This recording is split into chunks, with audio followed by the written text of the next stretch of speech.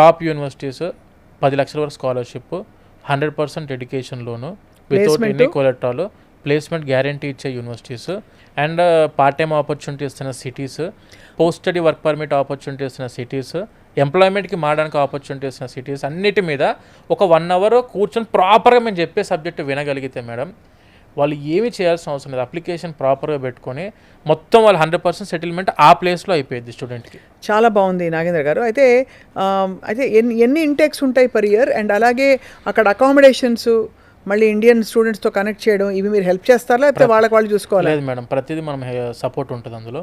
Intakes పరంగా మాట్లాడుకుంటే జనవరి intake ఉంది, మార్చ్ ఇంటేక్ ఉంది, జూలై ఇంటేక్ ఉంది, సెప్టెంబర్ ఇంటేక్ ఉంది.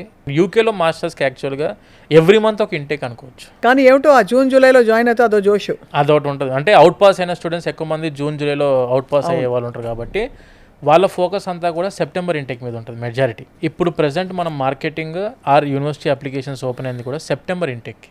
ఓకే నాగేంద్ర గారు, నాకు అర్థం కాదు, ఇప్పుడు సెప్టెంబర్ ఇంటేక్కి మనకు ఆల్రెడీ ఇప్పుడు జూన్కి వచ్చాం కదా, ఎప్పటి నుంచి అప్రోచ్ అవ్వచ్చు మేడం?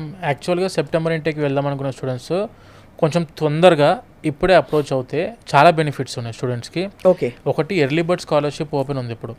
ఎర్లీ బర్డ్ స్కాలర్షిప్ అంటే టాప్ యూనివర్సిటీస్ ఇప్పుడు స్కాలర్షిప్స్ ఓపెన్ చేశాయి.